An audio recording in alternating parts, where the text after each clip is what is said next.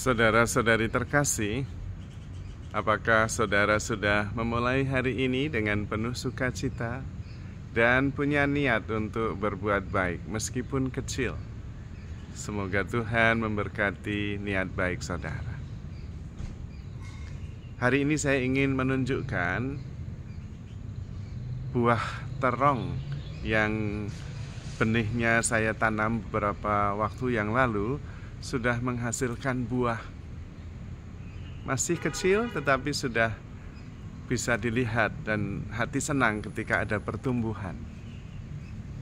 Padahal beberapa kali tanaman terong ini hampir mati karena saya beberapa hari pernah pergi dari rumah untuk memberi retret atau rekoleksi dari pagi sampai beberapa hari, tidak mampu menyiram dan kemudian layu.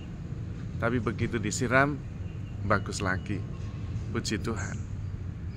Saya tunjukkan buah terong yang saya tanam dan mulai berbuah itu.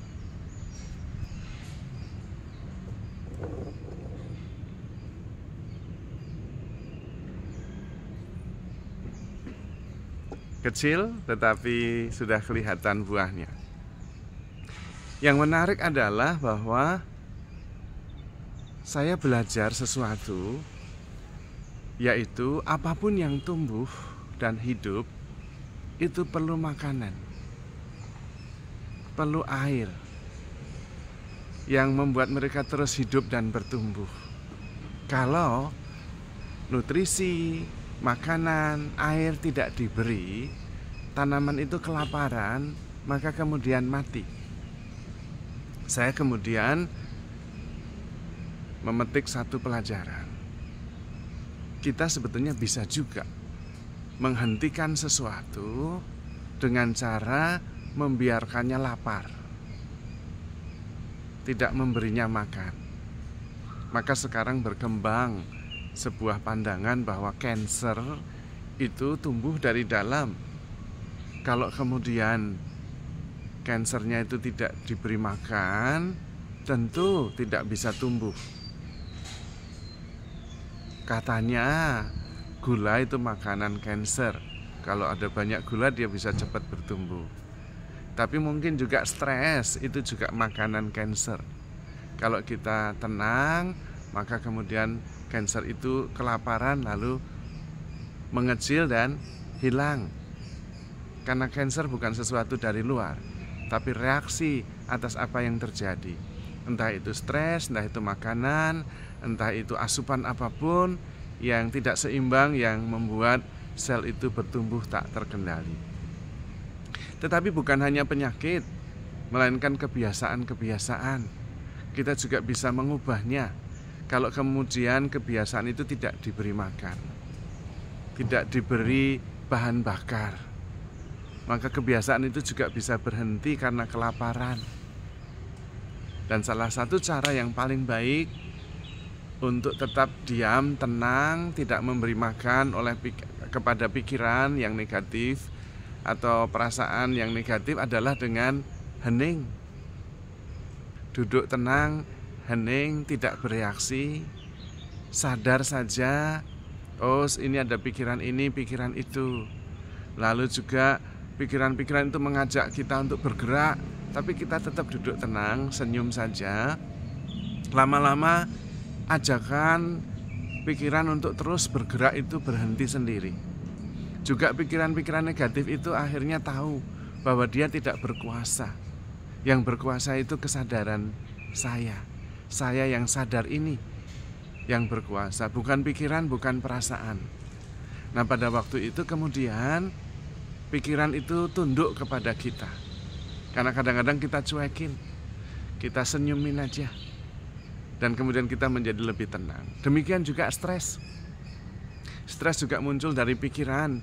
Kalau pikiran muncul dan membuat kita stres, kita istirahat sebentar, duduk tenang, kemudian hening 1 jam, 2 jam, maka kemudian pikiran itu berhenti dengan sendirinya. Stres itu hilang dengan sendirinya.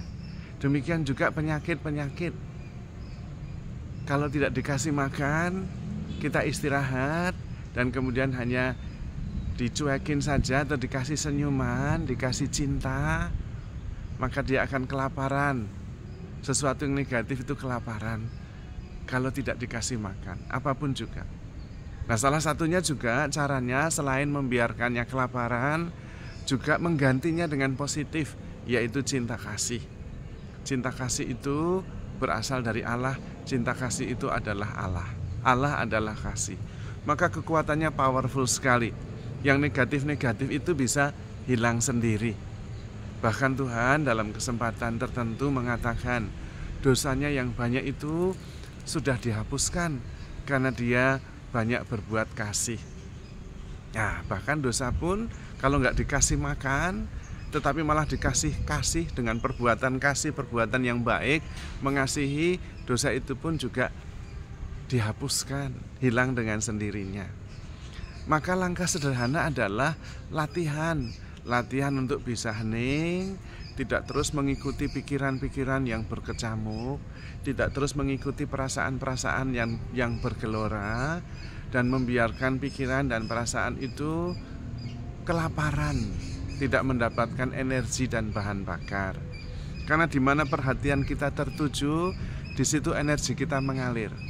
Maka kalau kita kemudian tidak memperhatikan atau tidak menuruti keinginan-keinginan kita sendiri, pikiran-pikiran kita sendiri, perasaan-perasaan kita sendiri, dan kemudian kita hening, diam, menjadi saksi saja, senyum-senyum saja, pikiran yang datang dan pergi, ngajak pergi ke sana, ngajak mikir itu, dan kita tetap senyum saja, nggak ikut, akhirnya kita lebih tenang. Demikian juga dengan tekanan-tekanan yang ada. Karena pada dasarnya penyakit itu adalah konteks. Jadi ketika kita di dalam suatu tempat, dalam arti yang lengkap, dalam arti tempat dalam hidup ini, entah di keluarga, dalam relasi-relasi dengan pasangan, dengan anak-anak, dengan keluarga, dengan tetangga, dengan persoalan, dengan pekerjaan, kita mendapatkan tekanan. Dan kemudian bisa muncul penyakit. Karena penyakit itu pada dasarnya ketidakseimbangan dan ketegangan. Maka ketika kita rileks dan seimbang, kita sehat. Nah, kalau kita dalam konteks yang membuat kita tertekan, yang membuat kita sakit, dengan mengubah konteks, kita kemudian menghilangkan penyebab penyakit itu. Itu sama saja membuat penyakit-penyakit dan konteks yang membuat kita sakit itu kelaparan. Kita tidak di situ lagi. Maka kita perlu belajar untuk berpuasa, belajar untuk tidak terlibat, kemudian tetap tenang, mengambil jarak. Akhirnya kita sendiri mengerti bahwa kesadaran sayalah yang penting.